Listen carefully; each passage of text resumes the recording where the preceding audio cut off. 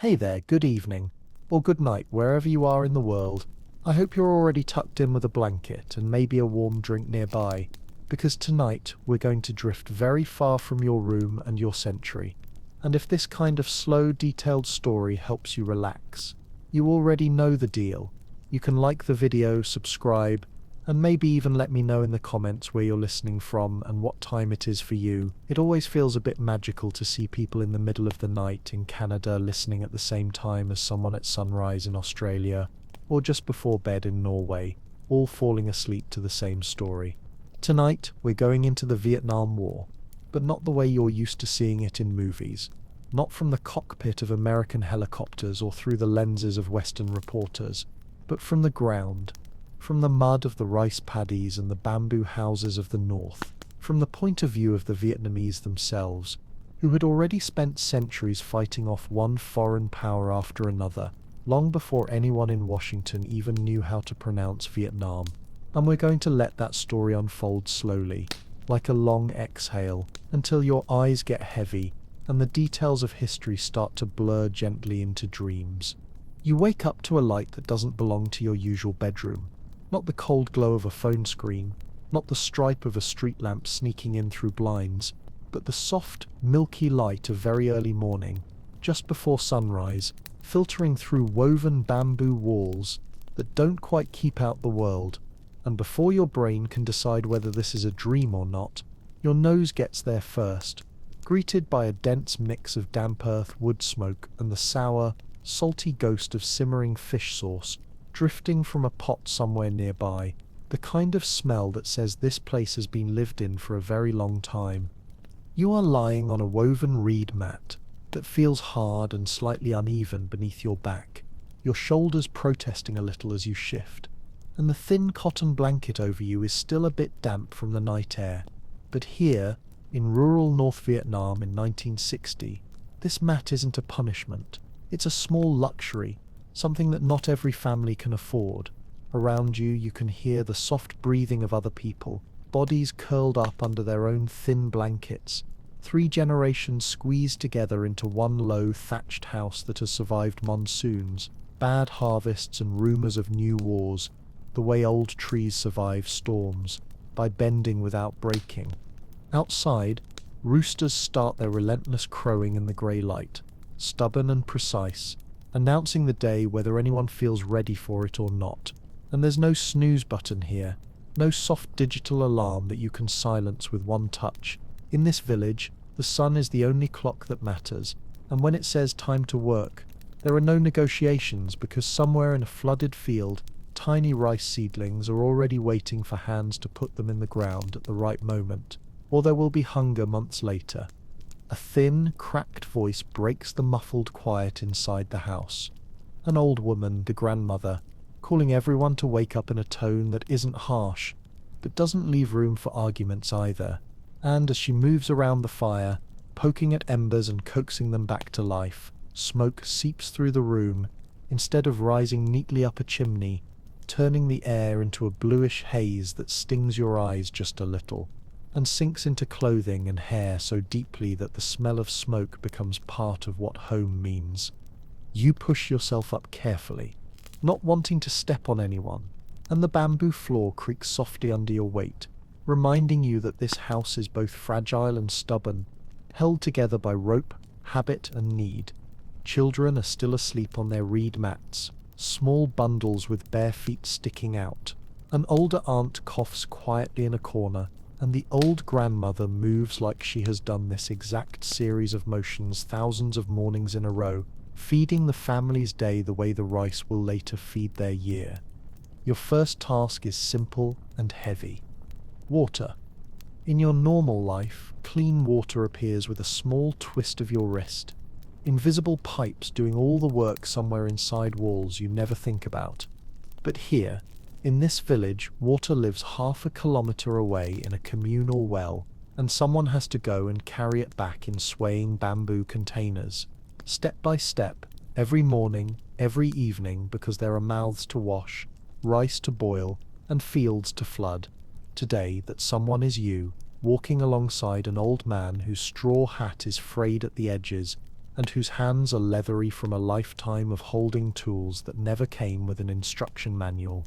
He walks with the slow, even pace of someone who knows this path better than some people know their own thoughts, and after a while his voice slips into the morning air, low and matter-of-fact, as if he is telling you something as ordinary as the weather. "You know what makes this country different from most places on a map?" he asks, not really expecting an answer, and then, without waiting, he gives it to you anyway. "We've spent more time fighting invaders than many countries have spent existing."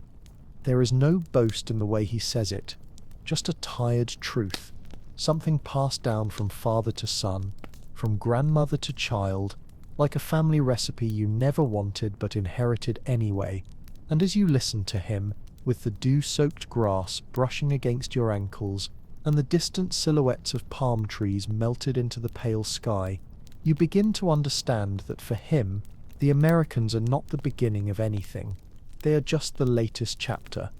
By the time you reach the well, the world has brightened a little, but the light has not yet turned harsh, and as the old man lowers the bucket and pulls it back up with a practiced rhythm, he starts to unwind the story of his life and his country's life, two threads so tightly braided that you can't really tell where one ends and the other begins. He tells you that when he was a boy, elders spoke not of one war but of a long chain of struggles, beginning with centuries of Chinese rule, when Vietnam was not just occupied but slowly, quietly pressed into another culture, language and mindset, like wet clay forced into a mold it didn't choose.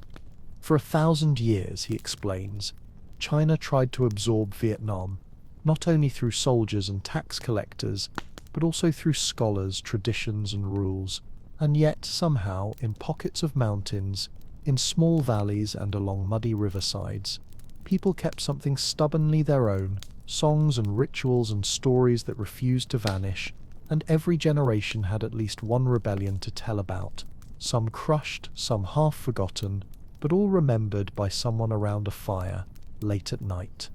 As you lift the heavy bamboo pole onto your shoulders, feeling the weight of the sloshing water dig into your muscles, you realize that what he is describing is not a series of isolated battles, but a habit of resistance, a way of living in which you always expect someone bigger and stronger to show up and tell you what to do, and you always quietly prepare not to obey. On the way back toward the village, he moves the story forward, past China's fading influence, and into the shadow of new flags and new languages. He speaks of the French with a different tightness in his jaw, about the time when polished boots and crisp uniforms arrived with cannons and gunboats, and a distant emperor in Paris decided that this land and these people could be rearranged into a colony called Indochina, as if centuries of history could be written over with a new name on a map. "I was just a boy when the French were in charge," he says, shifting the pole on his shoulders but never breaking his pace. "And I thought life was hard because there was never enough rice and adults were always worried. But later I understood something worse in their eyes. We weren't even people, just labor, bodies that could be made to work, hands that could be beaten, mouths that could be underfed." He tells you about signs he heard about in the cities, signs that said, "No dogs, no Vietnamese," and even if you can't see them, the words hang there in your imagination like a bruise, a simple sentence that tells you exactly how low you sit in someone else's invented hierarchy. Back in the village, the day's main work waits patiently in the flooded fields, and as you step down into the cool, muddy water of the rice paddy for the first time,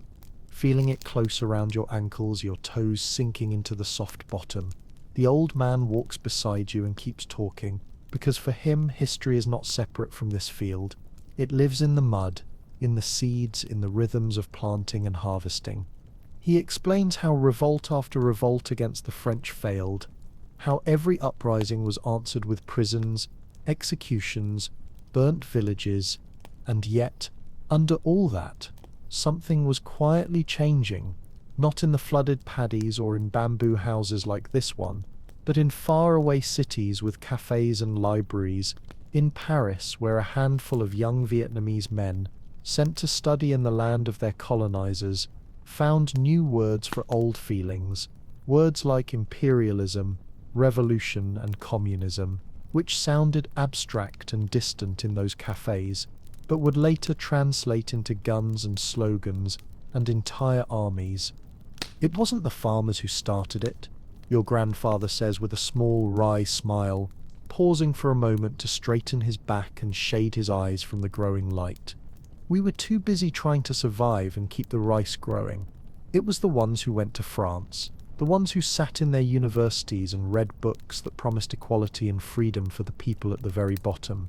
He tells you about one of them in particular, a thin, serious man who would later be known to the world as Ho Chi Minh, who wandered through Europe and even America, learning languages, watching revolutions, and writing letters that no one important cared to answer. A man who stood at the edges of powerful meetings like the Treaty of Versailles, asking politely for something as modest and as impossible as independence, and being ignored by men in clean suits who were busy dividing up other people's lands on paper.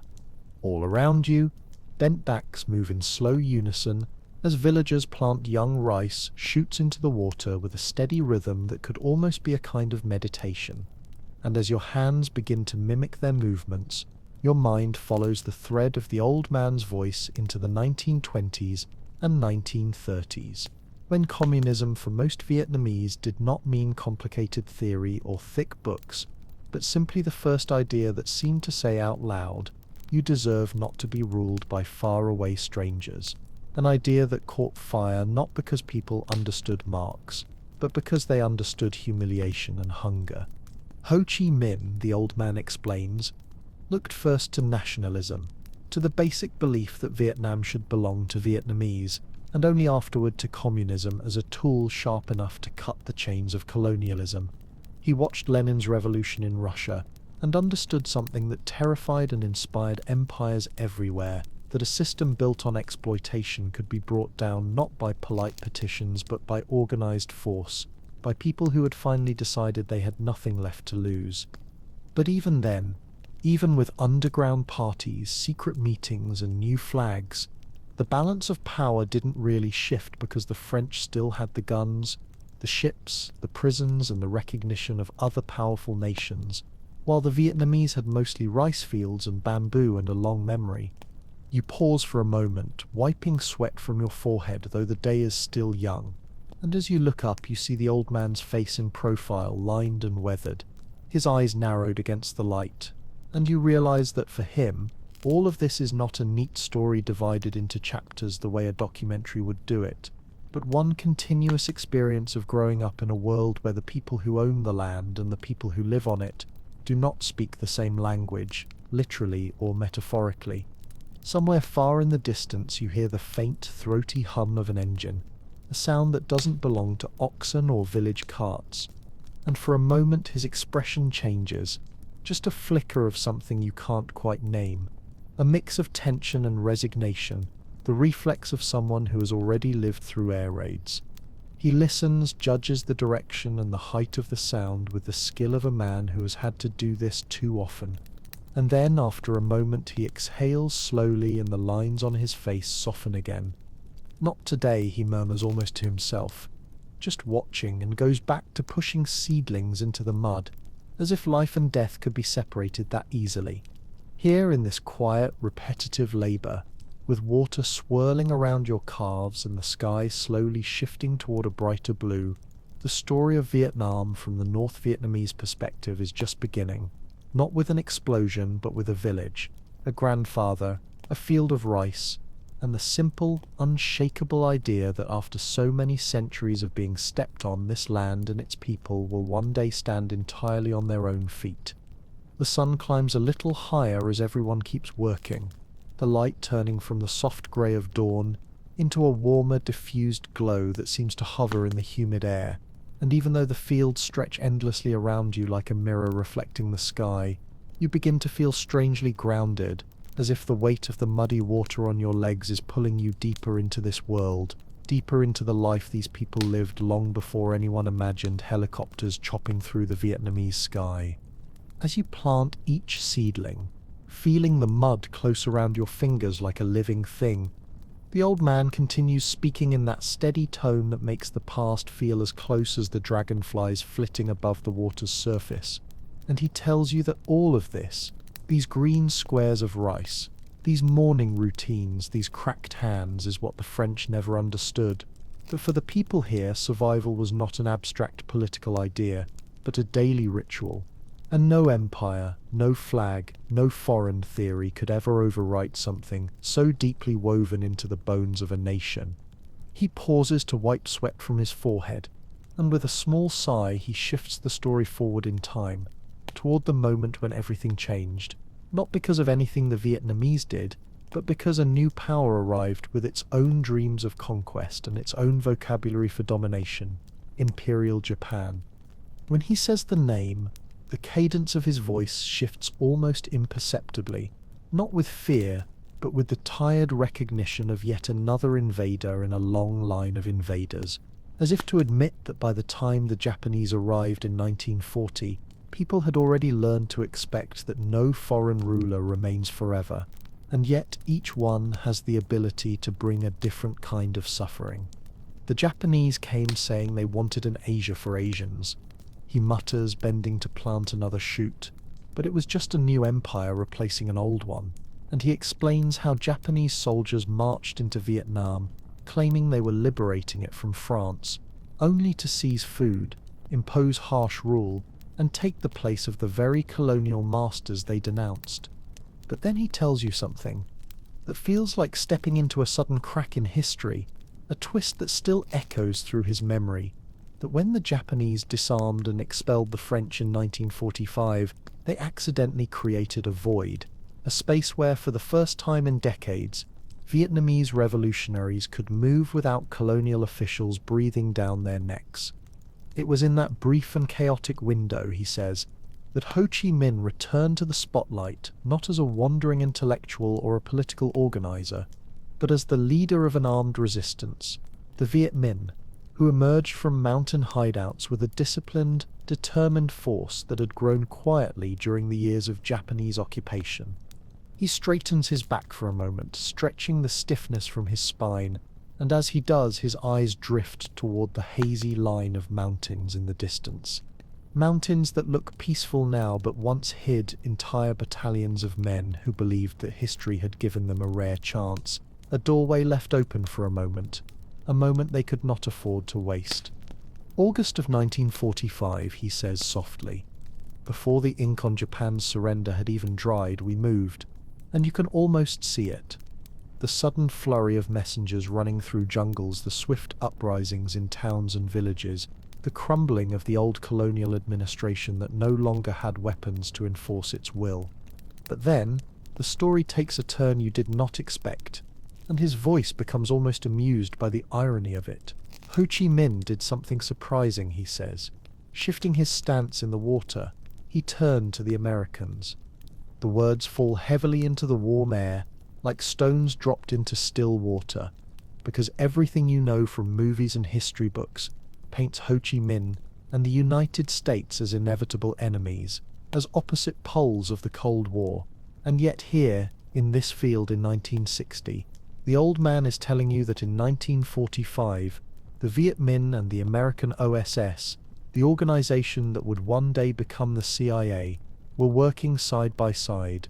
He tells you that American officers trained some of Ho Chi Minh's fighters, supplied weapons, shared intelligence, and saw him not as a communist threat, but as a man fighting to break free from European colonial rule, something Americans, at least in theory, claimed to admire because it echoed their own origin story. When Ho Chi Minh declared the independence of Vietnam that September, the old man continues. He began with words from the American Declaration of Independence, and he recites them slowly, with reverence and a touch of bitterness. All men are created equal. He pauses to let the irony settle, then chuckles dryly. Behind him on the stage was an American officer, and above the crowd a plane with American markings flew low. And do you know what my father said? He looks at you, the water around his legs rippling gently in the breeze. He said the people cheered. They believed, truly believed, that America might help us stay free. For a moment, the rice field is silent except for the faint buzzing of insects and the soft rustle of palm leaves swaying overhead, and you feel the weight of a history that could have gone another way, a path not taken, a moment when two nations might have become allies instead of enemies. What happened? You ask quietly, even though you already sense the answer, and the old man lets out a slow, heavy breath that seems to carry decades of disappointment. The world changed, he says, and there is no anger in his voice, just the steady erosion of hope that comes from watching powerful nations make decisions far above the heads of people who live in muddy rice fields. America turned away, he explains, because the Cold War began to reshape global priorities, because France wanted its colony back, because President Truman would not support a leader who described himself as a communist, even if that leader had opened his speech with American ideals. And so, in 1946, when negotiations with France collapsed, the Viet Minh had no choice but to fight, and what followed was not the Vietnam War that Americans remember, but the First Indochina War, a brutal, grinding conflict that would pave the road to the far bloodier struggle still to come. By now the sun is high enough to warm your shoulders, and the early humidity has deepened into something heavier, stickier, the kind of heat that makes your eyelids feel slow and your thoughts unfold like long ribbons. The monotony of planting, reach, press, step has become strangely soothing, as if the rhythm itself is lulling your mind into a gentle trance. The old man speaks again, his hands never stopping their movement. During that first war, the French held the cities, but we held the countryside, he says. And in Vietnam, the countryside feeds everything, including the army. He gestures to the bright green shoots around you. Control the rice, he murmurs, and eventually you control the country. You feel the truth of it all around you. In the mud, in the air, in the sun, in the smell of new water rising from the field. The simplicity, the inevitability, the quiet power of people who refuse to disappear. And then, with a slow inhale and a tired exhale, the old man lifts his face to the sky, watching a lone bird circle high above the village, and he says in a voice almost too soft for you to hear, "This was only the beginning." The bird disappears into the brightness above you, and for a moment the old man simply watches the sky as if he's remembering something he hasn't spoken aloud in many years, and then, with a slow blink, he lowers his gaze back to the green flooded world around him, his hands never stopping their steady motion of planting seedling after seedling, each one placed with the same quiet determination that carried his people through wars far longer and far harsher than anything you've ever lived through. The French thought they understood this place, he murmurs, nudging a small clump of earth aside with the edge of his foot. They thought their modern guns and their tall hats and their foreign words would make us obey forever, but they didn't understand the mountains or the rivers or the people who lived between them, and they especially did not understand what happens when you push a nation too long, too hard, and too arrogantly. He pauses, running his hand through the water to straighten a row of seedlings, watching ripples fan out in perfect circles before fading into the stillness again. You see, he continues, the French believed victory was about weapons and uniforms and flags, but for us, victory was always about endurance, about bending without breaking, about outlasting the people who thought we were too small to matter. You glance toward the other farmers nearby, and even though they aren't part of your conversation, the rhythm of their bodies, bent backs, careful hands, repetitive motion, seems to echo every word he's saying, as if the entire field is nodding along, silently confirming that survival here was never an idea or a strategy, but a lifestyle that no invader ever truly understood. By midday the sun hangs directly overhead, a heavy, burning disk smothered behind a thin layer of haze that turns the air thick and golden, and the heat presses down on you with a weight that feels almost physical, a reminder that even the weather here demands a kind of quiet surrender, the same surrender that generations of Vietnamese gave each season, each year, without expecting kindness in return. Sweat trickles down your neck as you straighten your back, your muscles aching in new ways, and the old man finally steps out of the water to stretch, rolling his shoulders slowly as he gazes across the shimmering fields. That was when the world began to shift, he says, his voice softer now, more thoughtful, because while we fought in the countryside with rifles older than my father, something much bigger was happening in the mountains of the northwest, in a place called Bien, where the French planned to crush us once and for all. The name floats in the hot air like the first rumble of distant thunder, and even though you may have heard it in school or documentaries, here in this field with mud on your legs, and the smell of fish sauce and smoke woven into your hair, the name feels heavier, more alive, as if it still echoes through the soil beneath your feet. You would have liked seeing it, he says with a small, knowing smile. Our General Verdun Giap was a teacher before he was a commander, a man who read history like other people read the future, and when the French built their great fortress in that valley, confident no one could touch them, he decided to show them what happens when an empire underestimates farmers. He crouches again near the water and traces a line in the mud with his fingertip, as if sketching the outline of a valley, then dots around it the shapes of mountains. They put their strongest troops down here, he says quietly, tapping the imaginary valley floor, and they believed, truly believed, that the mountains around them were too steep, too dense, too impossible for us to use. He draws a slow circle around the valley, his finger moving steadily. So we carried artillery piece by piece up the mountains. He looks up at you, and there's something fierce and proud in his eyes now, the same spark that once carried boys into battle with nothing but will and worn-out sandals. Not trucks, he says, shaking his head slowly. No roads, no engines, just people. Old men, teenage girls, children, all taking apart cannons into small pieces, strapping them to their backs, dragging them through mud and jungle and rain, climbing slopes so steep, even goats would hesitate. You imagine it. Lines of villagers moving silently through the forest at night, each carrying a metal piece wrapped in cloth, each step a victory, each breath a declaration that they would not bend again. When we put the cannons back together, he says, the French looked up and saw fire raining from mountains they thought no army on earth could reach. He lets his hand hover above the mud, then slowly clenches it into a fist. That was the moment the world learned that poor people who refuse to give up are more dangerous than any empire.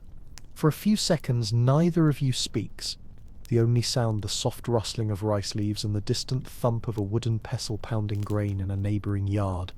56 days, he finally murmurs. That sips how long the French held, surrounded, starving, unable to escape or resupply, and when they finally surrendered, the whole valley was silent except for the wind through the grass. He stands again, stretching his arms wide as if feeling that same wind returning through time. The French commander sent his last message to Paris. He says with a gentle, almost sorrowful tone, "Thickham, we no longer have any organized positions. The Viet Minh are everywhere." Sips. He repeats those last words slowly, letting them sink into the thick, humid air around you. Everywhere. Then, almost as if waking from a long memory, he wipes his palms on his trousers and motions toward a container of rice, signaling that it's time for lunch, and you climb out of the paddy with him, your legs heavy, your feet pruned from the water, your mind still caught in the mountains of Bien Pho, and the quiet, unstoppable determination of the people who carried history on their backs. You sit together on a shaded patch of dry earth, sharing rice with fermented vegetables and a small strip of dried fish, and while you eat, he looks out over the fields and continues in that slow, drifting voice that seems tailor-made for stories whispered before sleep. That victory wasn't at the end, he says. It was only a doorway, because when the French finally left, the world came rushing in again, dividing our land in half, drawing new borders on old soil, setting the stage for a new war that would make the last one feel almost small. He breathes out deeply, as if feeling the weight of what comes next. For us, the Americans were not the beginning, he says. They were the storm after the storm. He falls silent, letting the breeze cool the sweat on your face, and the distant sound of children laughing drift across the fields, a soft reminder that even in the heaviest chapters of history, life finds small ways to keep going. And then, when he finally speaks again, his voice is low, almost a whisper. Tomorrow the Americans will come into the story. He looks at you with eyes that have seen too much, and in that quiet gaze you understand that everything until now, all the invaders, all the uprisings, all the rice fields and mountains and cannons, has only been preparation for the part of the story the world thinks it already knows, but never hears from this angle. The heat presses in again, the air thick and drowsy. The old man closes his eyes for a moment, and you can almost feel the next chapter waiting just beyond the horizon, patient and heavy. Afternoon settles over the village with a heaviness that feels almost intentional, as if the sky itself understands that the story is shifting into a darker chapter. And as you and the old man return to the rice paddies, the air grows thicker, warmer, carrying distant sounds that don't belong to the quiet world of farming. An engine far away, a faint metallic echo, the kind of noises that don't yet reach the village, but soon will. The old man steps back into the muddy water with a slow movement that suggests both age and memory, as though the weight of time sits on his shoulders as tangibly as the sun. And when he resumes planting, the rhythm is the same as in the morning, but something in his voice changes when he speaks again, lowering a little, steadying itself the way someone might brace before lifting something heavy. The Americans didn't come all at once, he says, gently pushing a seedling into place. They came like rain clouds that gather on the horizon, slowly, quietly, but with a feeling in the air that told us something bigger than ourselves was moving toward us. He explains that after Dien Bien Phu, the French left Vietnam in pieces, like a broken bowl, and the great powers of the world, sitting at tables far away, in rooms where no rice farmer was ever invited, decided to draw lines across the country, slicing north from south as if the land were flat and empty and not filled with families, graves, beliefs, dialects and memories stacked on top of each other like layers of silt in a riverbed. That line, he says softly, the 17th parallel, people talk about it as if it was a natural border, but it wasn't set. It was a cut right through the heart of the country. The way he says the word cut makes your stomach tighten, as though you can feel the wound of it even now. He tells you about the Geneva Agreement, how it promised one thing and delivered another, how it spoke of temporary division and future elections that would reunite the country peacefully, and how Western powers nodded politely at these promises, while quietly hoping they would never have to be kept.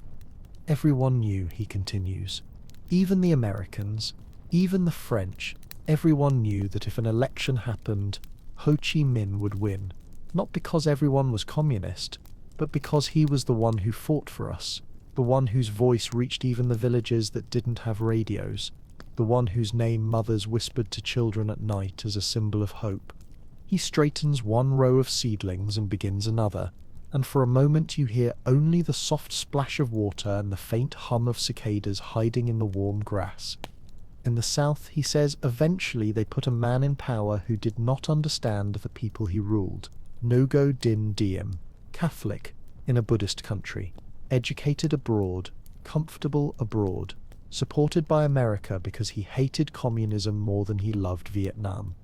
His voice becomes quieter, as if speaking of Diem requires a kind of restraint. He refused the elections, the old man says simply. He refused to let the country heal.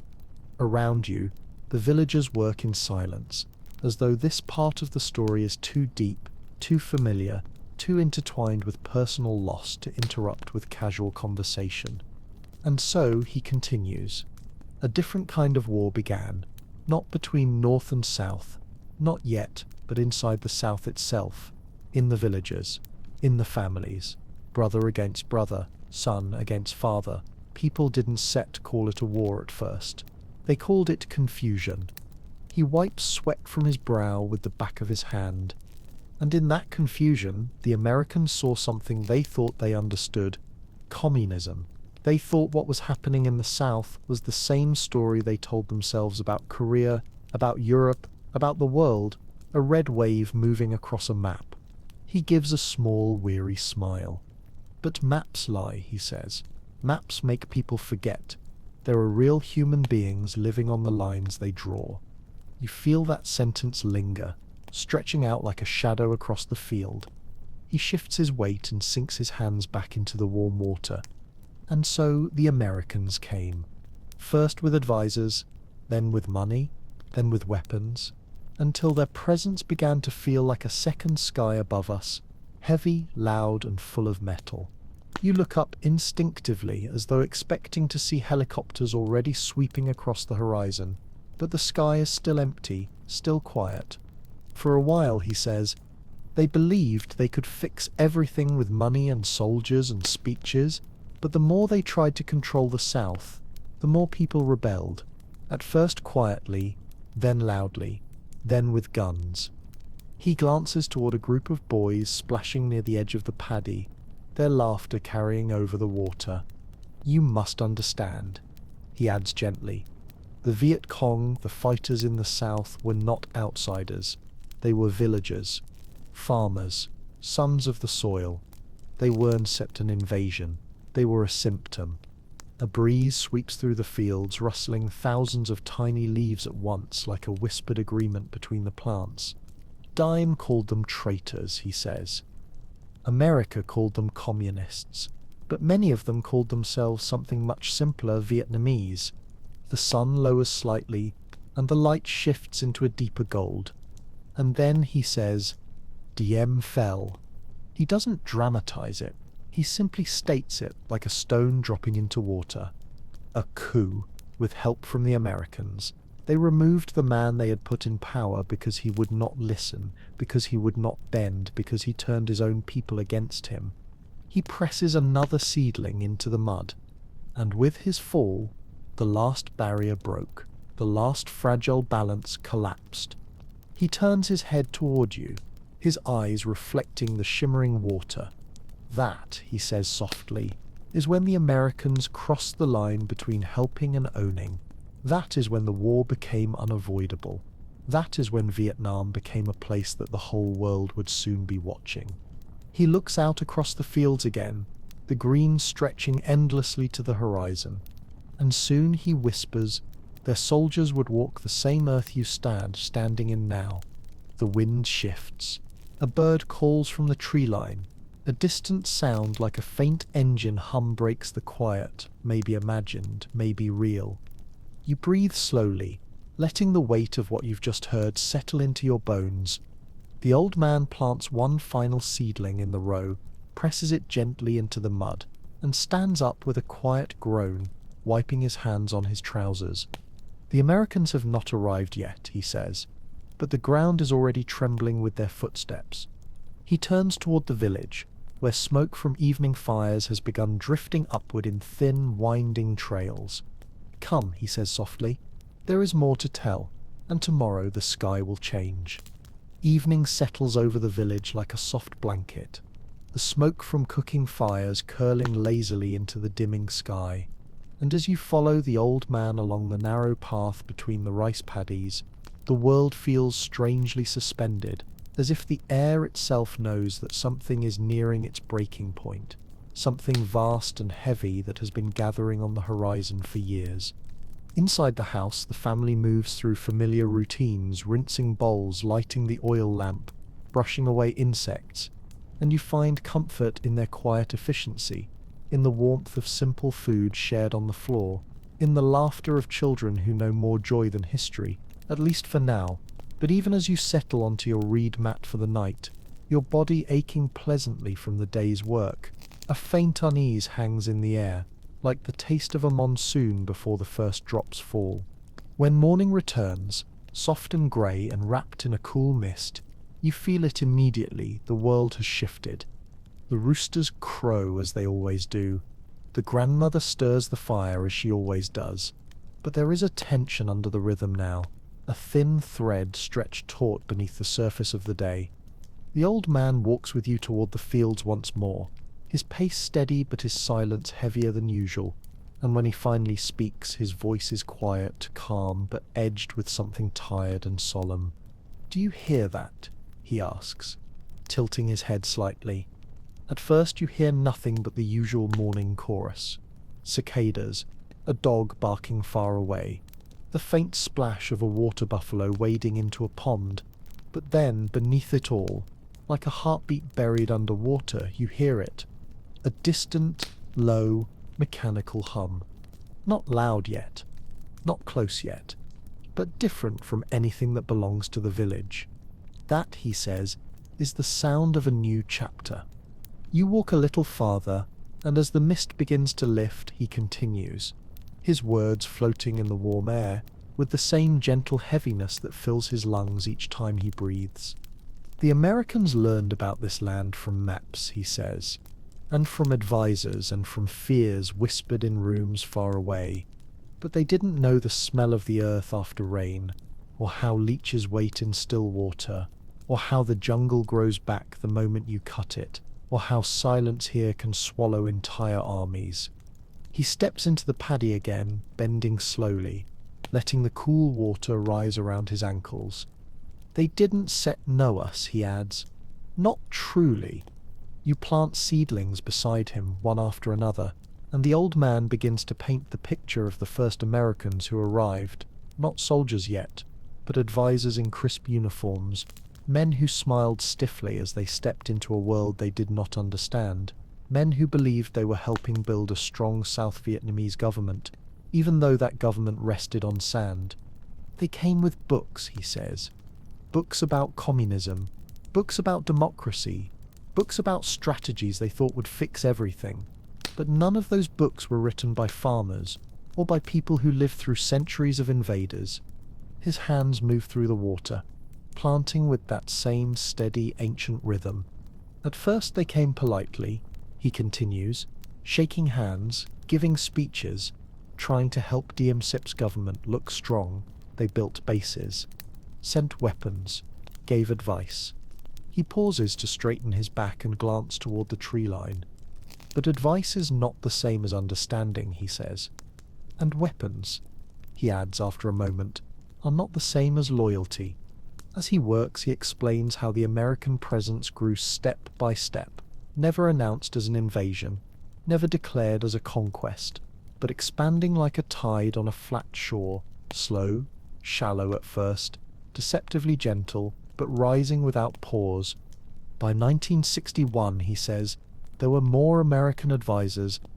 By 1962, there were helicopters. By 1963, thousands of US personnel were scattered across the South. And then, he says, lowering his voice slightly, Diem was gone. He doesn't look at you when he says it. He looks at the sky, at a thin cloud drifting above the mountains. You already know they helped remove him, he says softly. But what you may not know is how it felt here, in the villages. He steps slowly out of the water and sits on the narrow strip of dry land beside the paddy. It felt, he says, searching for the right words, like the Americans had stepped into the heart of our country without understanding that the heart was not theirs to touch. He takes a sip from a small bamboo flask and wipes his mouth with the back of his hand.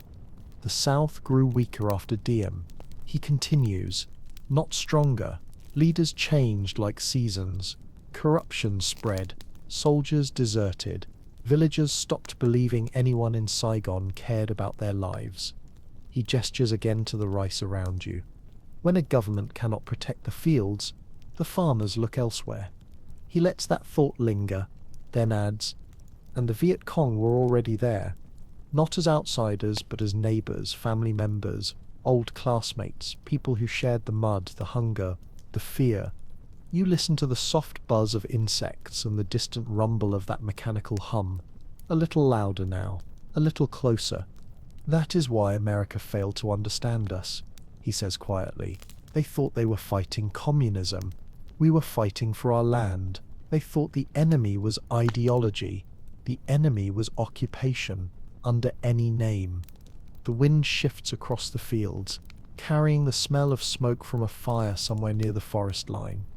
And when a foreign army stays too long, he says, the land begins to push back. You plant a few more seedlings and the silence between you stretches into something almost meditative, but then, far above, breaking the air with a sound like a blade slicing the sky, you hear it. The first helicopter. A distant, pulsing chop. Unmistakable. Steady. Growing. The old man lifts his face, eyes narrowed not with fear but with memory. That, he says slowly, is the sound that will soon become part of our lives. The helicopter is still far away, just a tiny shape against the pale sky, but its rhythm fills the air like an omen. That, he repeats, is the beginning of what you call the Vietnam War. He closes his eyes for a long moment, letting the sound wash over him. For us, he whispers, it was simply the next invader. The helicopter passes, then fades into distance, leaving behind a silence deeper than before. And as the old man opens his eyes again, you sense that the story is about to shift into its darkest chapters. Tunnels, bombs, jungles, fire from the sky.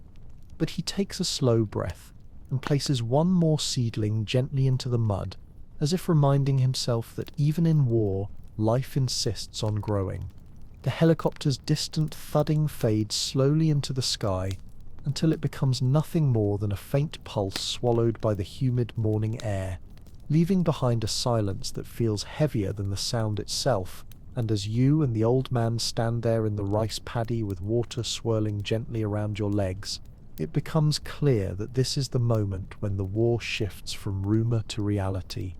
from faraway decisions made in distant capitals to a presence you can hear, not yet see clearly, but already feel pressing against the edges of daily life like a storm gathering behind the mountains. The old man lowers his gaze again, his eyes half-lidded as if the memories behind them are too bright to look at directly, and he continues working with the same slow, deliberate motions as before, planting each seedling with the tenderness of someone who believes that every grain of rice is a promise of survival, explaining in a voice softened by time and exhaustion that once the helicopters arrived, even in small numbers, everything began to change in ways that were not sudden or explosive at first, but subtle and creeping, like the roots of a tree growing quietly beneath the soil, until one day the earth itself begins to lift and crack without warning. He tells you that in the beginning, American soldiers were a strange sight to people in the South, tall and heavily equipped, wearing crisp uniforms and carrying weapons that seemed impossibly advanced compared to the old rifles and handmade traps that Vietnamese fighters had relied on during the war against the French, and villagers would watch them from doorways or fields with a mixture of fascination and unease, wondering who these men were, where they had come from, and why they walked through villages with the confidence of people who believed they understood the world better than the people who had lived in it for generations. The old man explains that the Americans didn't arrive as conquerors, not officially, but as helpers, trainers, advisors, and yet the weight of their presence, tanks rumbling through narrow village roads, helicopters landing in fields still wet from monsoon rain, giant supply crates stacked in bases lit by electric lights brighter than anything the villagers had ever seen, created a kind of pressure in the air, a feeling that something enormous and unfamiliar was settling onto the land, slowly suffocating the delicate balance that had existed, however imperfectly, between the South Vietnamese government and the people it claimed to represent. He moves along the row of seedlings, the water rippling around his knees, and says in a voice that drifts like warm smoke that the Americans were, in many ways, strangers trapped in a landscape that resisted them at every turn. They did not understand the thickness of the jungle or the way the monsoon rains could turn soil into hungry mud that swallowed boots whole, nor did they understand the ancient networks of villages where every path, every hill, every cluster of bamboo meant something to someone whose grandparents had farmed that same earth long before the idea of communism or democracy ever reached these shores. And because they did not understand the land, they did not understand the people who shaped themselves around it. As the morning stretches on and the sun climbs higher behind a veil of haze, he describes how the first American combat troops arrived in 1965, thousands of young men stepping off ships with backpacks and rifles and photographs of loved ones tucked into their pockets, many of them believing sincerely that they were fighting for freedom, for stability, for a cause larger than themselves, unaware that their arrival marked the beginning of a conflict far more tangled and painful than any of them had been prepared for. A war built not on clear lines or familiar moral arguments, but on centuries of occupation, resistance, betrayal, and land that had learned to swallow empires. The old man bends down again and presses a seedling into the mud, with emotion so gentle it feels almost ceremonial, and without lifting his eyes he tells you that the jungle, the deep, tangled, breathing jungle, became the true battlefield, not the bases or the rice fields or the cities that appeared on American maps. It was in the forests and hidden paths and shadowed valleys where the war truly lived, and the Americans walked into those places carrying weapons and radios and optimism, unaware that the jungle itself fought for the Vietnamese, sheltering them, hiding them, feeding them, whispering their footsteps away, while amplifying the noise of foreign boots that did not belong there. He pauses only long enough to wipe sweat from his brow before continuing, describing how the Vietnamese fighters, the Viet Cong in the south and the North Vietnamese army, pushing steadily downward, moved like water through bamboo thickets and elephant grass, slipping between shadows, vanishing into tunnels, appearing unexpectedly on ridgelines, because they were fighting not for politics or ideology, but for soil, for memory, for ancestors, buried in small village cemeteries that no foreign power could ever claim to understand, and that is why they seemed to blend into the land itself while American troops struggled to tell friend from foe, forest from trap, darkness from movement. The distant hum of another helicopter trembles faintly on the horizon, and the old man lifts his face again, listening not with fear but with the resigned acuity of someone who learned long ago to measure danger by sound alone, and he murmurs that the Americans believed the jungle would break the Vietnamese, that superior firepower and endless bombs would crush resistance, but they never understood that the tunnels, those dark, narrow, twisting passageways carved into the earth, were more than military structures. They were homes, hospitals, kitchens, classrooms, entire underground worlds where people lived and died, and whispered stories by candlelight while the world above them burned. He speaks of the tunnels not with pride, but with a solemn reverence, as though they were tombs and sanctuaries at the same time, and he tells you that the Americans dropped so many bombs that villagers joked the land was flipped upside down, and yet each time a bomb crater appeared, someone would plant new seeds along its rim, because the Vietnamese did not understand giving up any more than the Americans understood staying forever. The old man's voice softens even further as he plants the final seedling in the row, and he tells you, in one long, slow breath, that the arrival of American boots did not mark the beginning of Vietnam's suffering, but it did mark the beginning of a new kind of suffering, one filled with fire that fell from the sky, and machines that cut through the jungle like monsters, and fathers who left home, not for weeks or months but for years, walking down the Ho Chi Minh Trail until their legs became part of the mountain, and their memories part of the war, and yet even through all of it, the land continued to breathe, the rice continued to grow, and somewhere deep beneath the soil, the tunnels continued to stretch further and further, like veins carrying the lifeblood of resistance. And as he rises from the muddy field, wiping his hands on his trousers and looking toward the faint smudge of smoke, drifting from an American base just barely visible beyond the distant trees, he says quietly, as if speaking to the wind rather than to you, that this was the moment when Vietnam stopped being a story about foreign invaders and became a story about survival itself, a story that would swallow nations, shatter families, and carve itself into the bones of an entire generation before finally, painfully, releasing its grip.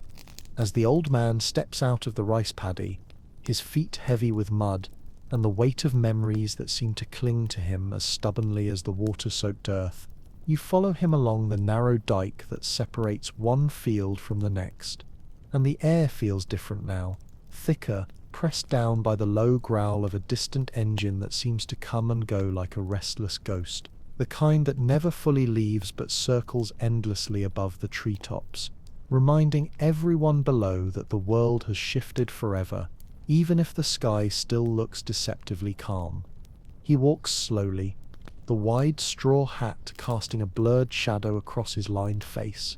and when he speaks again, his voice is softer, almost resigned, like someone who has accepted that certain stories can never truly be told without leaving out pieces too heavy to lift. And he begins describing how the Americans, once they arrived in large numbers, brought with them not just soldiers, but entire ecosystems of war, bases carved into the edges of jungles, metal landing pads hammered into earth that had been used for farming for centuries, watchtowers that rose above palm trees like skeletal giants, and loudspeakers that cracked through the night, with orders, warnings, and sometimes music that sounded alien to ears, accustomed only to the wind and the cicadas.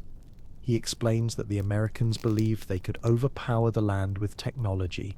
that their helicopters could turn the dense forest into an open map, that their planes could flatten mountainsides, that their napalm could burn away anything that moved or breathed or resisted, and for a while they acted with the confidence of a nation that had never lost a war, dropping bombs in patterns so tight and so frequent that people joked bitterly the sky had developed a heartbeat, one that pulsed fire instead of rain.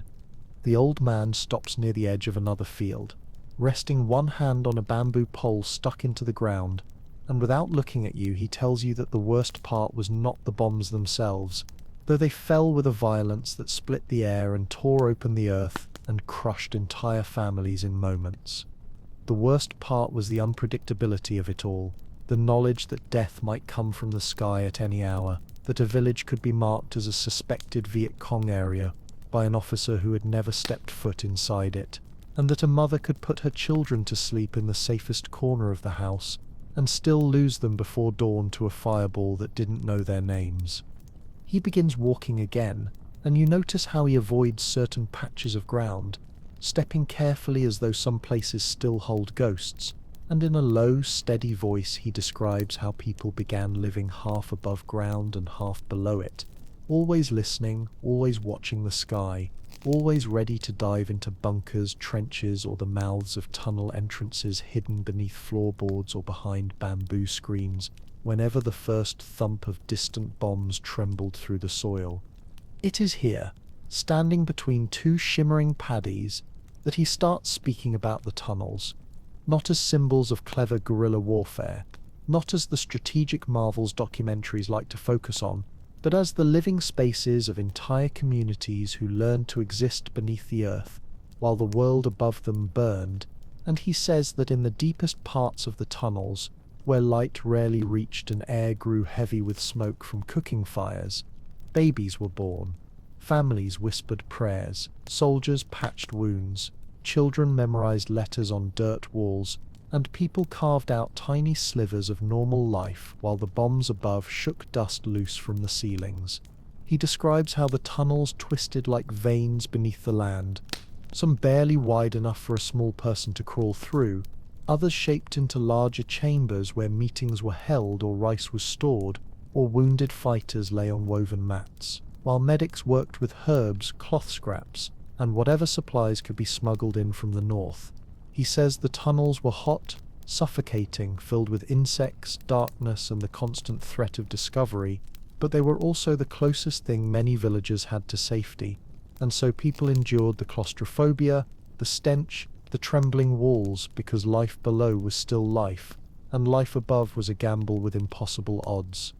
He speaks of American tunnel rats, the small, brave soldiers who were sent into these underground worlds with only a flashlight, a pistol, and courage that bordered on madness. And he does not speak of them with hatred, but with a kind of solemn respect, because anyone who crawled into the earth in search of enemies they could barely see, in places that did not belong to them and would not protect them, carried a kind of tragedy inside them that even the villagers could recognize. And he says quietly that many never came back out, swallowed by darkness, traps, or the silent hands of fighters who knew those tunnels like the lines on their palms. The afternoon heat thickens around both of you, insects hovering stubbornly near your face, and the old man says that the Americans used every method they could imagine to destroy the tunnels,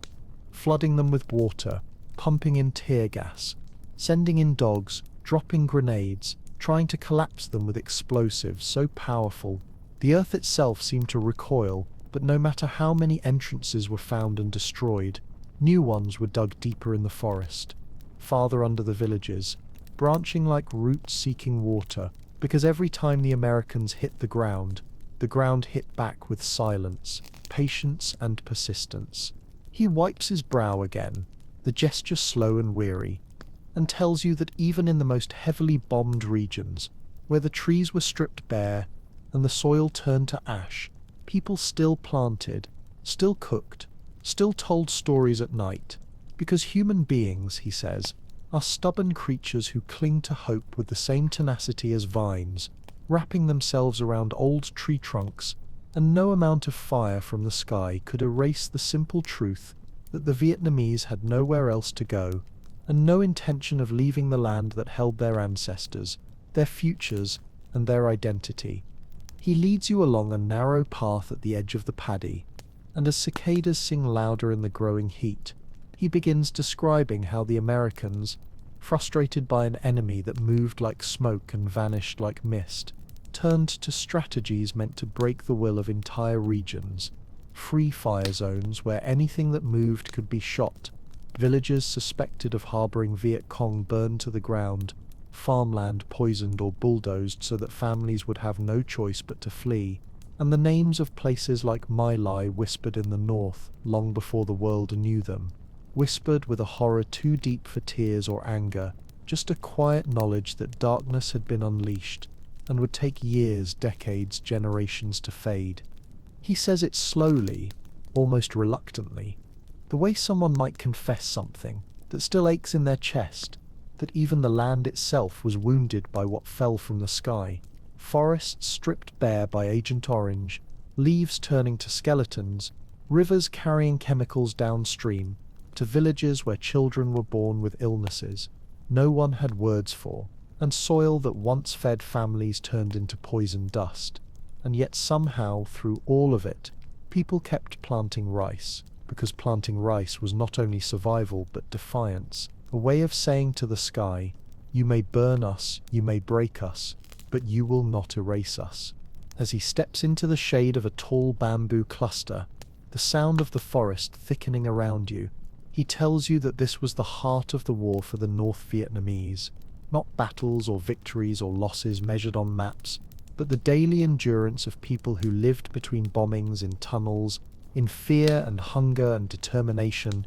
and who fought not because they wanted to spread communism or destroy democracy, but because the land beneath their feet had taught them, generation after generation, that no empire lasts forever, and no invader, no matter how powerful, understands a place better than the people who call it home. And as the light shifts into the softer glow of late afternoon, he adds one last long, breath-like sentence, saying that the Americans believed they were fighting an army, but in truth they were fighting the land, the history, the memory, and the unbroken spirit of a people who had survived 1,000 years of occupation. And that is why the war, no matter how loud or terrible it became, never felt unwinnable to the Vietnamese, because they had already learned, through centuries of hardship, that survival is not something you achieve with weapons, but something you inherit from those who refuse to disappear. The bamboo leaves above you shift softly in the warm breeze, casting trembling patches of shade across the old man's face. And as he exhales slowly, you can sense that he is preparing to walk into the darkest corridors of his memory, not because he wants to relive them, but because the story cannot move forward without passing through the fire that shaped an entire generation. And so he steps back onto the narrow dike, guiding you toward the higher ground that overlooks the rice paddies, where the fields stretch out in perfect green squares like pieces on a board no one will ever fully control. He takes several slow steps, his sandals slapping faintly against the damp earth, and with each step his voice becomes quieter and steadier, like a torch being lowered into a deep cavern, lighting up old shadows one by one. He says that by the late 1960s, the Americans had discovered that no amount of firepower could force the Vietnamese into submission, because submission was something the Vietnamese had forgotten how to do centuries earlier, long before communism or capitalism existed. And this realization, slow, painful, resisted by the American generals who trusted their charts and not their instincts, marked the beginning of a kind of psychological breakdown that spread like a fever through the ranks of US troops. He explains in one long breath that American soldiers, many of them barely older than boys, found themselves in a land where the enemy wore no uniform, where the ground itself seemed alive with traps made from sharpened bamboo, where the jungle hid both danger and silence, where patrols often walked for hours without seeing a single person, and yet felt eyes watching them from every direction, and where days blurred into nights in a way that made time feel like something sticky and unreliable, leaving young men confused about what they were doing, who they were fighting, and why they were thousands of miles from home in a world that did not belong to them. As his voice drifts over the fields, he begins to describe the slow collapse of American morale, not in dramatic battles, but in small, accumulated moments. Moments when a soldier would refuse an order, claiming exhaustion or confusion. Moments when a squad would change direction on a patrol just to avoid a hill they sensed was dangerous. Moments when commanders in the rear delivered optimistic reports that didn't match what the frontline soldiers experienced. Moments when the gulf between official speeches and ground reality grew so wide that even the most loyal troops felt something inside them crack slightly. He tells you, with a sadness that feels older than his words, that American soldiers began to see their enemy everywhere and nowhere at once, and that fear, when mixed with uncertainty and frustration, became something sharp and dangerous. Villages burned, sometimes because someone thought they saw movement, sometimes because a soldier was angry and tired and scared, sometimes because no one wanted to admit they didn't know who was friend and who was foe. And he says that the Americans were not evil men. Most of them were young and frightened and doing what they were told. But fear in the jungle is a fire that spreads quickly and destroys what it touches. The old man steps carefully around a tree root and continues, explaining in a single flowing sentence that Vietnamese fighters studied the Americans closely, not their weapons, but their minds, and realized that a soldier fighting for a reason he barely understands is like a tree with shallow roots, easily pushed over by storms. And so the Vietnamese fought not to defeat American technology, which was impossible, but to break American certainty, to erode the belief that the war was winnable, to exhaust the will of a nation that had never been pushed into a conflict this murky, this morally tangled, this stripped of clear victory.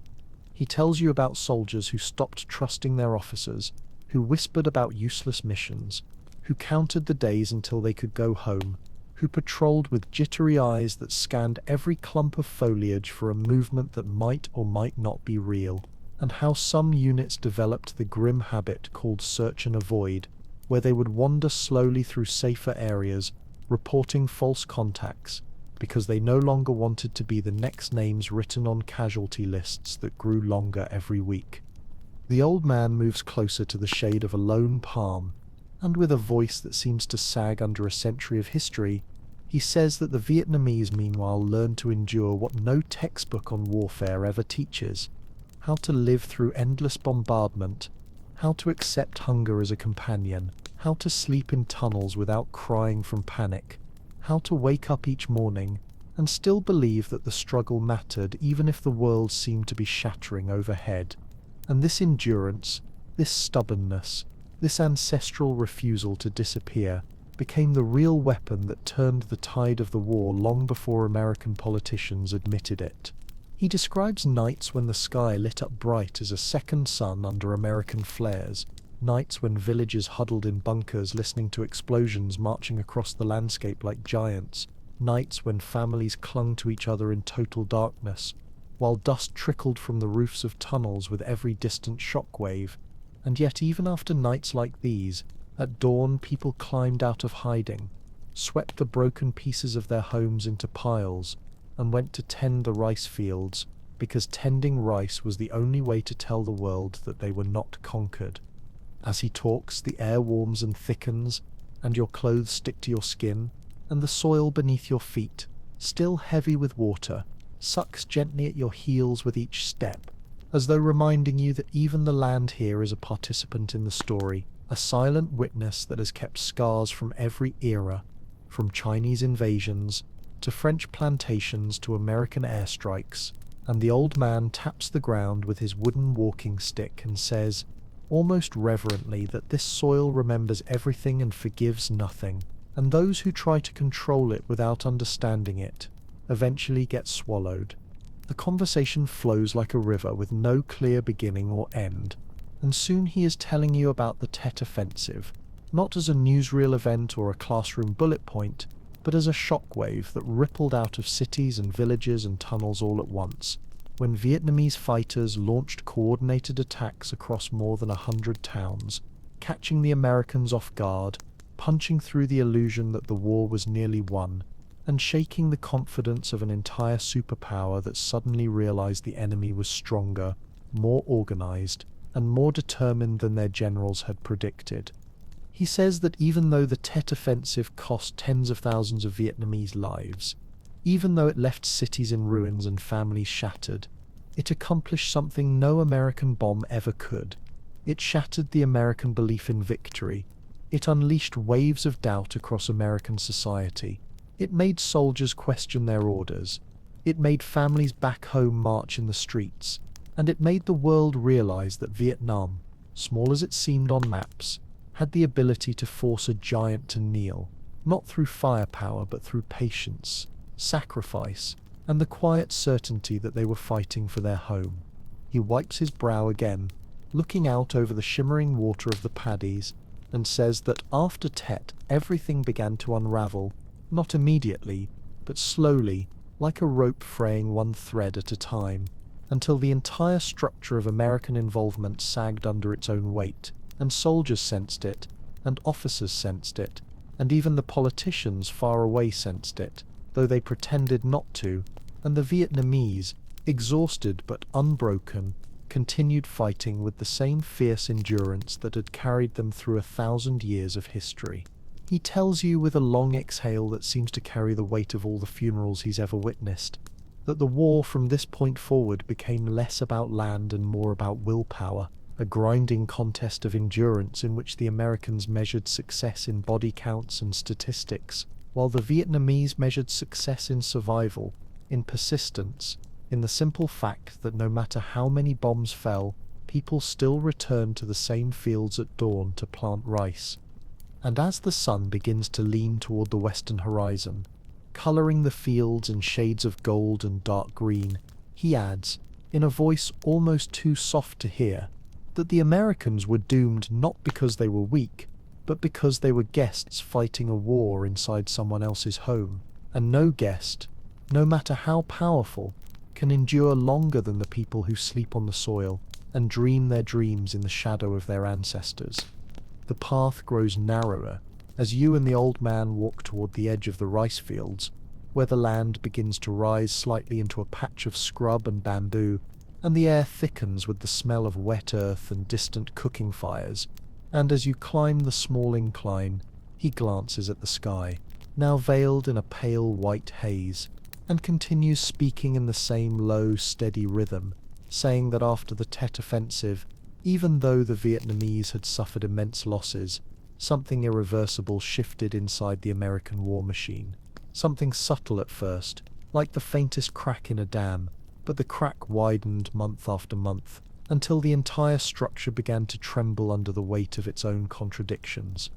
He explains that American commanders, still desperate to declare progress, started measuring success in numbers, counting bodies after firefights, reporting inflated casualty figures, claiming victories in places that only held ghosts and bomb craters, while soldiers on the ground sensed that these numbers meant nothing because the enemy seemed to replenish itself endlessly, like vines that grow back overnight after being cut, and he says that this obsession with statistics became one of the strangest features of the war. Battles where no land changed hands were celebrated as triumphs. Villages destroyed to deny them to the enemy were marked as accomplishments, and even small patrols were tallied as signs that the American grip on the countryside was tightening, when in truth the countryside was slipping further and further from their fingers.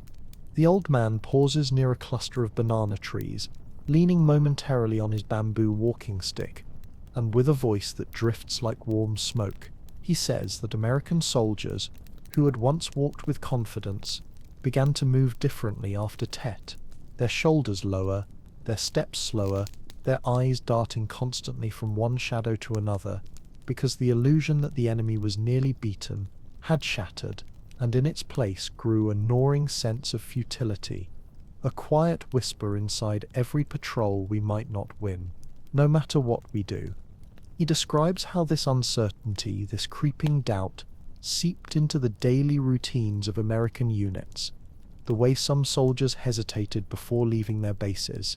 the way others followed orders with a kind of mechanical detachment, the way whole platoons patrolled areas already bombed beyond recognition, simply because their officers needed to report activity to superiors who measured progress, not by ground realities, but by neat lines on paper. And he says that even the jungle itself seemed to sense the shift, swallowing the footpaths carved by American boots, growing greener and thicker in places where napalm had burned it to ash months earlier, as if nature were reclaiming the battlefield faster than the Americans could clear it. As you walk deeper into the shade, the old man begins talking about the Ho Chi Minh Trail, not as an engineering marvel or strategic masterpiece, but as a living artery that pulsed through mountains, forests, rivers, and secret pathways stretching from North Vietnam through Laos and Cambodia, carrying thousands of soldiers and countless tons of supplies southward, sustained by the hands of villagers, porters, women, children, and old men who carried rice, ammunition, and medical supplies on their backs through terrain so brutal that even seasoned American troops could barely imagine traversing it. He tells you in a single long breath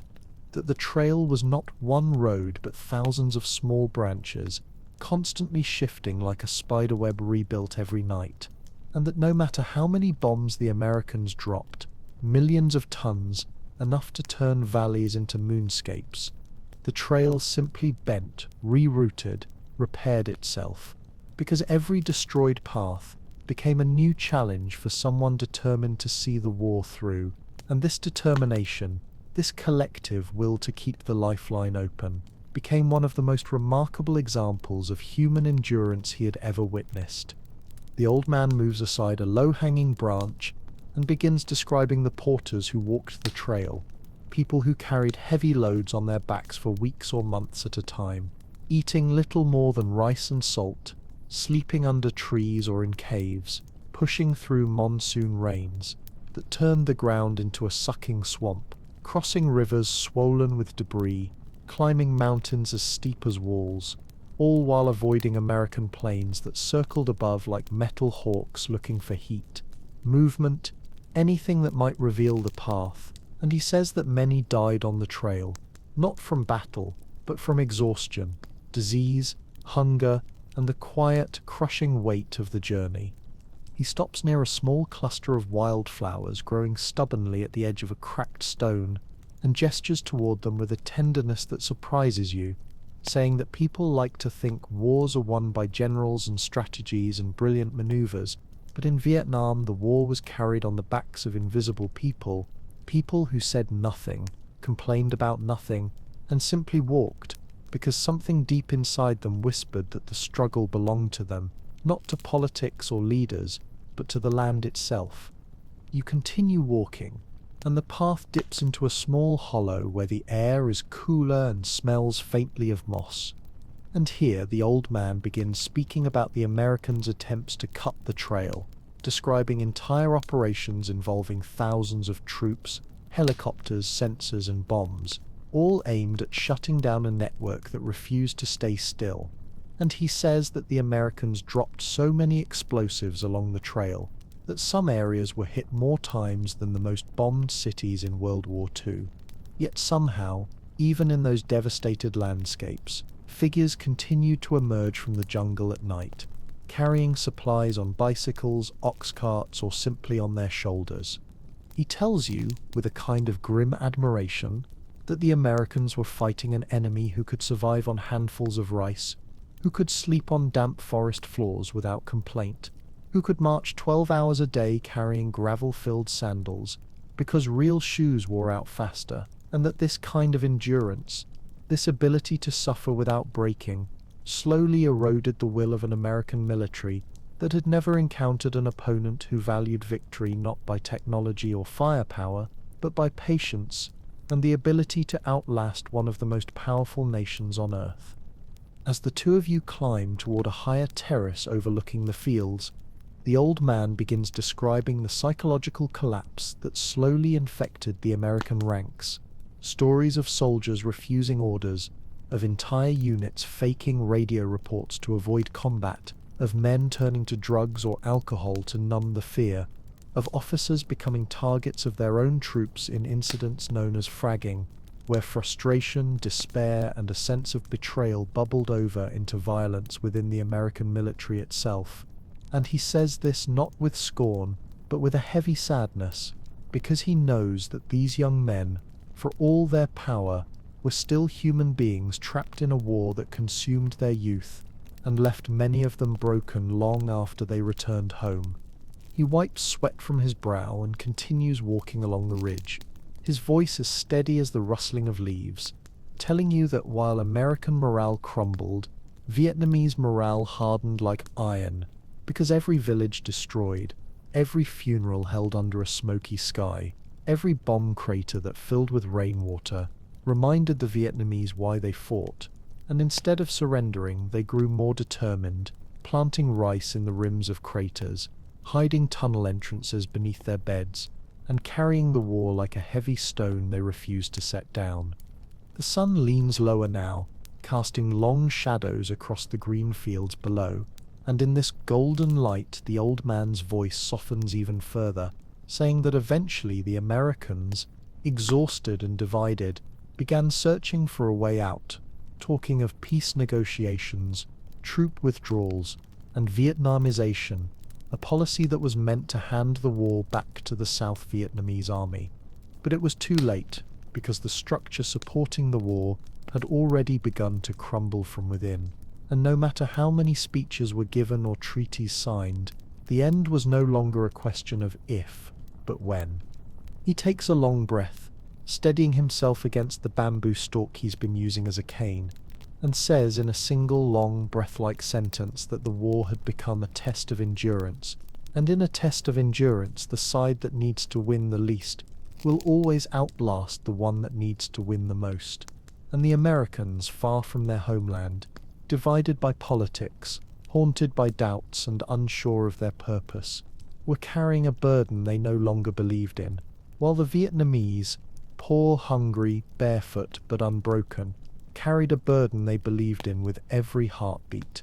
And as he begins descending back toward the village path, the sky now streaked with faint hints of orange and violet, he adds, quietly but with a certainty that leaves no room for doubt, that this asymmetry of purpose, and not firepower or strategy, was the true turning point of the Vietnam War.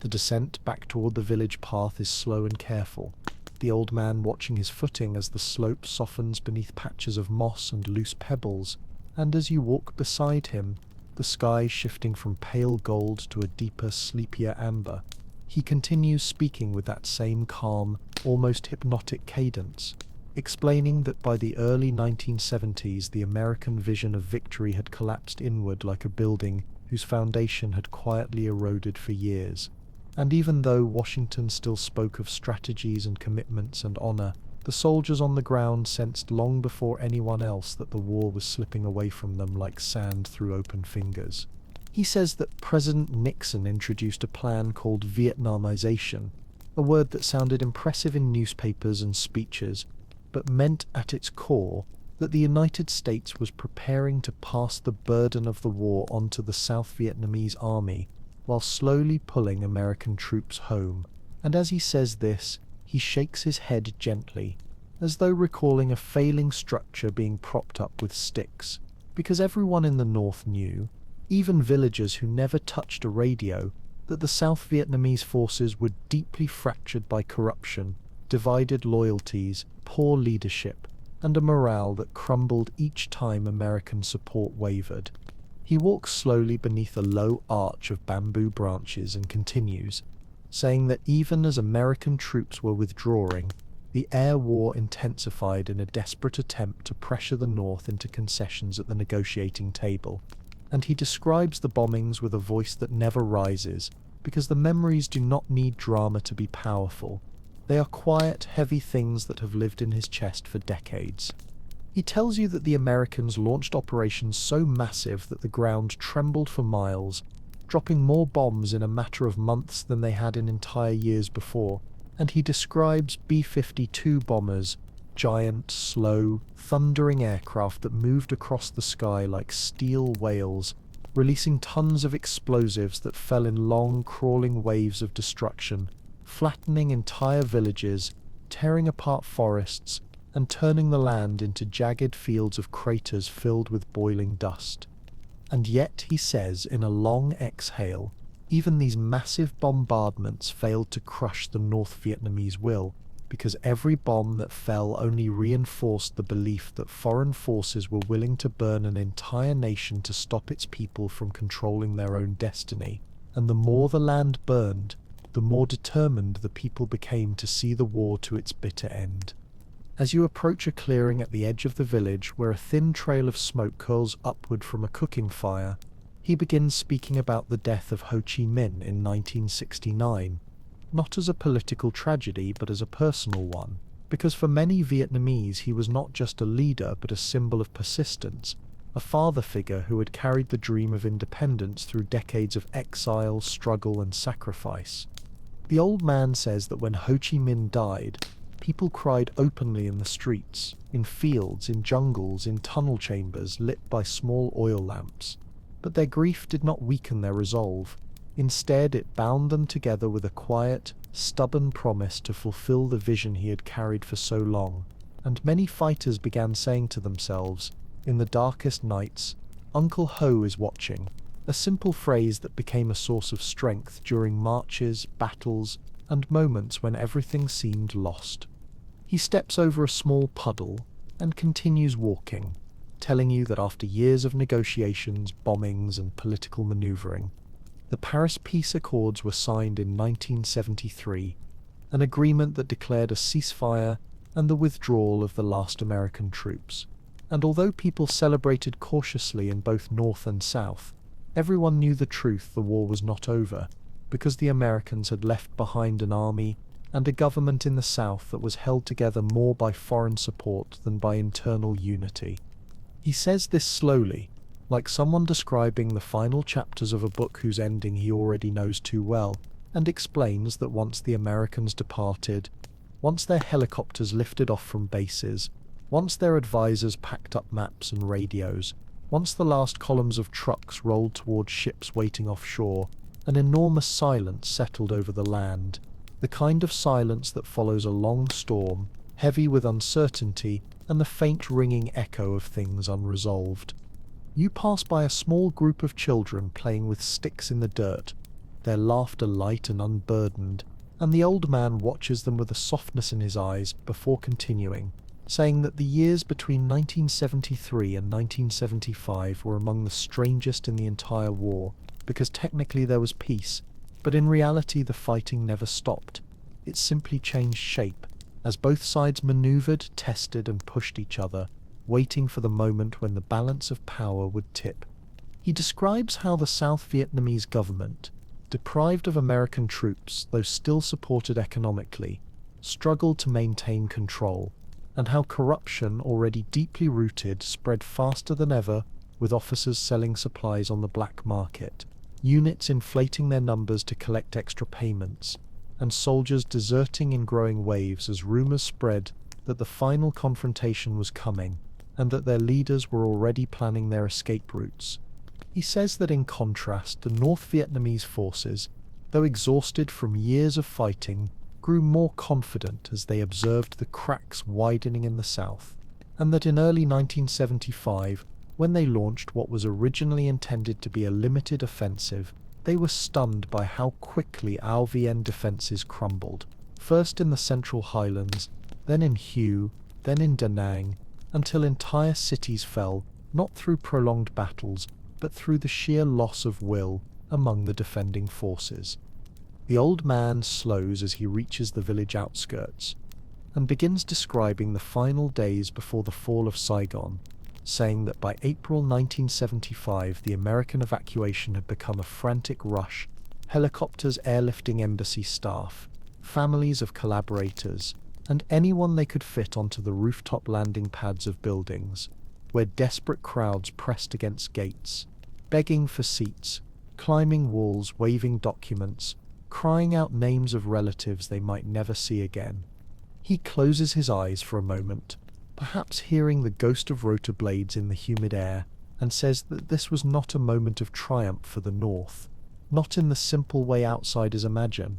It was a moment filled with grief, confusion, relief, and sorrow, because even as North Vietnamese tanks rolled toward the presidential palace, even as South Vietnamese soldiers abandoned their positions or surrendered with trembling hands, even as the world watched the iconic image of helicopters lifting off the embassy roof, the Vietnamese on both sides knew that this ending was only the beginning of a long, painful process of healing and rebuilding. He tells you that he watched the moment on a small, flickering black and white television in a community building, surrounded by neighbors who reacted not with cheers but with quiet disbelief, some wiping tears, some whispering prayers for loved ones in the south, because even though they had fought for victory their whole lives, they also knew that victory in war is never clean, never simple, never free of sorrow.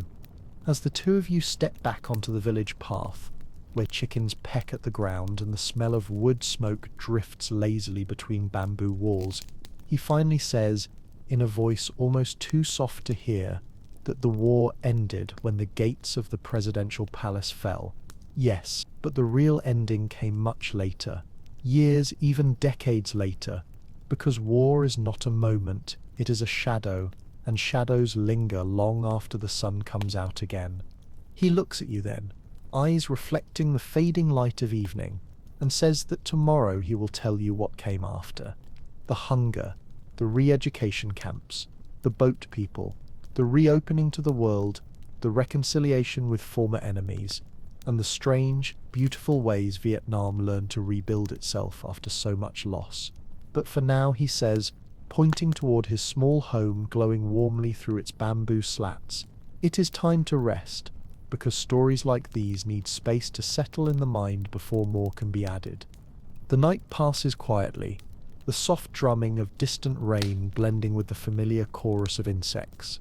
And when you wake the next morning, the air carries a heaviness that feels almost ceremonial, as if the land itself knows that today's story will shift from the violence of war to the quieter, but equally difficult, struggle of rebuilding a life in the ashes of everything that came before. And as you rise from your reed mat, stretching muscles that have begun to accept their new life of labor, you find the old man already sitting by the cooking fire, his hands wrapped around a cup of thin tea, staring into the flames with an expression that holds both weariness and something softer, something like hope. He nods for you to sit beside him, and as he ladles hot rice porridge into 2 wooden bowls, he begins speaking in a voice that blends with the morning smoke, saying that when the guns fell silent in 1975 and the South Vietnamese government collapsed, the war may have ended, but the suffering had not, because the first years of reunification were among the hardest Vietnam had ever known, not because of bombs or battles, but because of hunger, isolation, political tension, and the enormous task of stitching together 2 halves of a country that had been separated not just by ideology, but by decades of mistrust, trauma, and wildly different ways of life. He explained slowly, stirring his porridge absent-mindedly, that the North had spent the war under socialism, with collective farms, ration systems, and a rigid state structure, while the South had lived under a market economy influenced by French, American, and capitalist institutions. And merging these two worlds was like forcing two mismatched puzzle pieces to fit, possible only with pressure, sacrifice, and a kind of forced rebreaking that left deep cracks in the national psyche. As you both stand and begin walking toward the rice fields, the morning mist hanging low over the paddies like a soft white blanket, he tells you about the re-education camps, places where officers of the former South Vietnamese army, government officials, teachers, intellectuals, and anyone suspected of collaborating with American forces were sent for what was promised to be brief political instruction, but often became months or years of harsh imprisonment, back-breaking labor, indoctrination sessions, and a struggle to survive disease, malnutrition, and psychological strain. And he says this not with anger or justification, but with the quiet honesty of someone who understands that victory in war does not make a nation fair or kind, especially in the fragile years that follow. He tells you, in one long breath, that the South Vietnamese civilians suffered deeply during this period, some losing their land, others losing their jobs, and many losing family members to imprisonment or forced relocation, and that in the shadows of official celebrations and government speeches, entire communities grieved in silence, praying that one day the country would find a way to forgive itself for the brutality committed in the name of unity. The old man steps onto the narrow dike between two paddies and continues, saying that the economy nearly collapsed after the war, not because of lack of effort or will, but because decades of bombing had destroyed farmland, infrastructure, irrigation systems, and factories, because the US trade embargo cut Vietnam off from most of the world, because the Soviet Union, though supportive, could not fully replace the economic lifelines the country had lost, and because the collectivized farming system copied from other communist nations simply did not work well in a country where farmers had always relied on personal responsibility, family labor, and small-scale cultivation to survive. He describes in slow, heavy sentences how the late 1970s brought hunger, real hunger, the kind that crawls into bones and makes the body weak, the kind that forces families to eat thin porridge made from rice scraps or stretch a single fish across several meals, the kind that pushes people to forage for wild plants along riverbanks while pretending to be simply gathering herbs, the kind that leaves children's bellies swollen and adults' faces drawn and tired before their time. He pauses to look out across the fields, the early light reflecting off the water like shards of glass, and says that, as if the hunger were not enough, Vietnam soon found itself entangled in new conflicts, fighting against the Khmer Rouge in Cambodia, whose genocide shocked even hardened revolutionaries, and later facing a brief but brutal border war with China in 1979, a war that many outside the region barely remember, but which left deep scars on villages and families along the northern frontier. As he resumes walking, he tells you about the boat people, those who fled Vietnam after the war, hundreds of thousands of refugees, who climbed into overcrowded wooden boats, trusting their lives to dangerous seas, hopeful for a chance at freedom, safety, or opportunity. But many perished from storms, starvation, dehydration, or pirate attacks, before reaching Malaysia, Thailand, Hong Kong, or the Philippines, and those who survived built new communities in America, Australia, Canada, and France, carrying with them memories of home that were equal parts love and trauma. He doesn't speak of them with bitterness. Instead, he says quietly that a nation at war loses people in many ways, and losing people to the sea was one of the deepest wounds Vietnam ever suffered, because these were not just emigrants but fragments of families, parts of villages, pieces of a culture scattered across oceans. By the time you reach the far edge of the paddy, where dragonflies hover over still water and the land rises gently toward a grove of palm trees, he begins telling you about Ushi Mui, the great economic reform of 1986, a moment when the Vietnamese government finally admitted that the old system was failing and decided to open the economy to private business, foreign investment, and market-driven production. a decision that changed everything, from the way farmers grew rice, to the way small shops bought and sold goods, to the way the entire nation viewed its place in the world. He explains that once private ownership of farmland became legal again, rice production surged, markets bustled with new activity, foreign companies arrived, and slowly, very slowly, Vietnam began lifting itself out of poverty, not through sudden wealth, but through a steady rise in opportunity, entrepreneurship, and a spirit of rebuilding that echoed the same endurance that carried the nation through centuries of war. As you walk back along the terraced path, he gestures toward a group of young villagers carrying baskets of vegetables to market, and says in a warm, almost wistful tone that today's younger generation has little memory of the war. They grow up watching American movies, studying English, listening to Korean pop music, riding motorbikes through cities filled with neon lights, working for companies from Japan, the US, and Europe, and dreaming of futures in worlds their grandparents could scarcely imagine. And then he says the strangest part of the entire story, that despite everything, the bombings, the suffering, the chemical scars on the land, the memories buried in tunnels,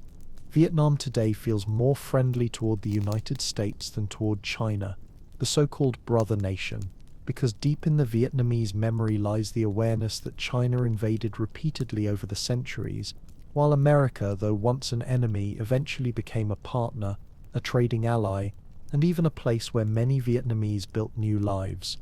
He says this not to praise or condemn, but simply to show how history bends in ways no one can predict, how enemies can become partners and partners can become rivals, how nations, like individuals, are shaped not by a single story but by 1,000 contradictions woven together. By the time you return to the village, where the smell of lunch rises from clay pots and children chase chickens across dusty courtyards, the old man slows his pace, rests his hand on the doorframe of his home, and looks at you with an expression that mixes kindness with a hint of exhaustion, as though he has carried this story for so long that letting it out has relieved something inside him.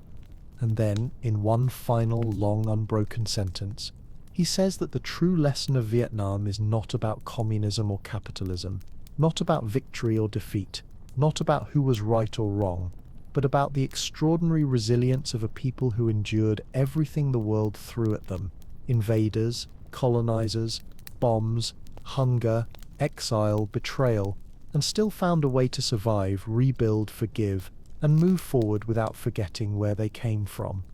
He steps inside, gestures for you to sit, and with a quiet smile adds that if you understand this ability to suffer without breaking, to bend without falling, to heal without forgetting, then you understand Vietnam more deeply than any history book could ever teach. As the old man sits down slowly on the low wooden stool beside the small cooking fire, the soft glow of midday filtering through the bamboo walls and casting shifting patterns across his face, you feel the story settling around you like a quiet mist, not quite finished yet, but already shaping something inside you. And he takes a long, deep breath before continuing in the same calm, unhurried tone, saying that after years of rebuilding, after the reforms of Ulsi Morny began to weave a new fabric of possibility across the country, Vietnam entered a strange chapter in its history, one where the old wounds still throbbed but the future shimmered faintly beyond them like distant lights on a river at night. He tells you that villages like this one, once scarred by bomb craters, hunger, and fear, slowly began to change. Electricity reached places that once depended solely on oil lamps. Dirt roads hardened into gravel and then into paved stretches that connected farmers to markets and families to cities. Schools expanded, hospitals grew, and the simple act of growing rice, which had once been an act of survival and resistance, became part of a broader, brighter economy that allowed people to imagine a life beyond subsistence. He pauses to stir the pot gently, the wooden ladle scraping softly against the clay, and continues in one seamless breath, saying that even though the land remembers every crater and every chemical scar, the people who live on it learn to plant over their pain, to build homes where ashes once lay, to laugh in the same courtyards where they once hid from gunfire, not because they forgot, but because remembering while moving forward is the only way anyone can truly rebuild. He looks up at you with a hint of a smile and says that one of the most surprising transformations came from the relationship between Vietnam and the United States, a relationship once soaked in blood and misunderstanding, now marked by trade, tourism, cultural exchange, and even friendship. And he describes with quiet amazement the sight of American veterans returning to Vietnam decades after the war, walking through markets in Hanoi, standing on the banks of the Perfume River, visiting tunnels they once feared, eating bowls of pho prepared by people who might have been their enemies in another lifetime.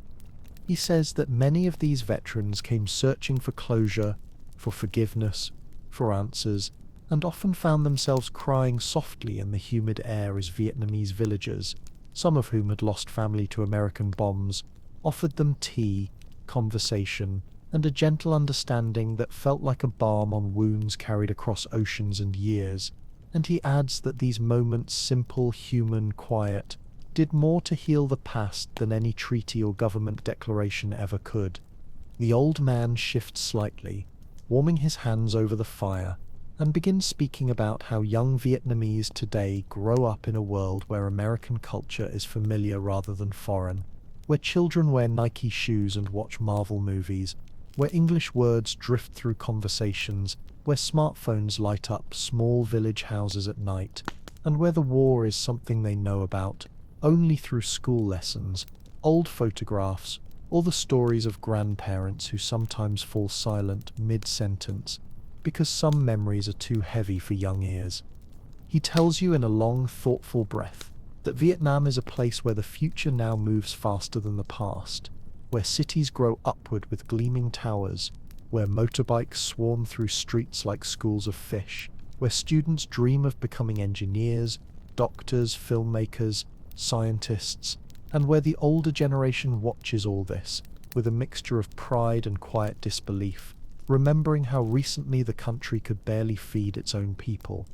As he speaks, the afternoon light softens and begins slipping toward the color of late-day honey, and you feel the story slowly entering its final arc, the pace shifting into something even calmer, even more reflective, as if the old man is now talking more to himself than to you, letting his memories unwind like smoke rising from a stick of incense. He says that when he looks back across the long arc of his life, from the French colonization of his childhood, to the famine under the Japanese, to the resistance against the French again, to the war with America, to the hunger of the 1980s, to the opening of the 1990s, to the modern world, now humming just beyond the rice fields, he sees not chaos but continuity, a thread of resilience running through each generation, a quiet strength that allowed Vietnam to survive every storm without losing itself. He gazes into the distance where the mountains fade into a soft blue haze, and tells you that the true victory of Vietnam was not military, not ideological, not political, but human. The victory of mothers who kept families fed with nothing but rice water, of farmers who planted new crops in cratered soil, of children who studied by candlelight in villages still smelling of smoke, of soldiers who marched barefoot but believed in something larger than themselves, of old men like him who lived long enough to tell stories that once seemed destined to die unspoken. The fire cracks softly, a single spark lifting into the air before fading into the warm light, and the old man leans back slightly, letting the final piece of his story settle between you, saying that in the end, wars do not define nations, people do, and the people of Vietnam, shaped by hardship and perseverance, learned to turn pain into progress, loss into memory, memory into identity, and identity into the quiet confidence of a country that stands on its own feet now, not through force, but through survival.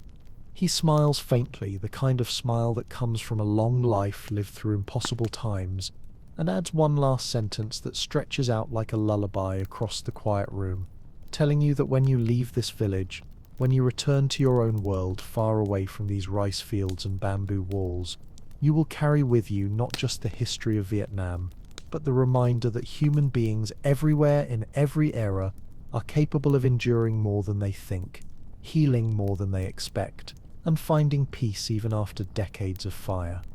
The air grows still, the afternoon light settling gently on the packed earth floor, and you realize the story is ending not with a grand conclusion, but with a soft exhale, the way the day ends in this village, not suddenly, but gradually, quietly, naturally, until the boundaries between past and present, between war and peace, between his memories and your understanding, blur into one long, gentle breath that carries you toward rest. You lie back on the reed mat again, listening to the sounds of the village preparing for evening, pots clinking, chickens calling, children laughing somewhere outside, and the old man's words drift through your mind like warm fog, settling softly into every corner, and for the first time in a long time, you feel the heavy weight of the world ease just a little, replaced by something steadier, something rooted, something that feels like understanding. And as your eyes begin to close, the story becomes less of a narrative and more of a presence, like a hand placed gently on your shoulder, guiding you towards sleep, with the same quiet wisdom the old man carried through a lifetime of war and rebuilding, whispering that even in the darkest chapters of history there are people who endure, who persevere, who rebuild, and who remind us that peace, fragile, precious, imperfect, is always worth the long journey it takes to reach it.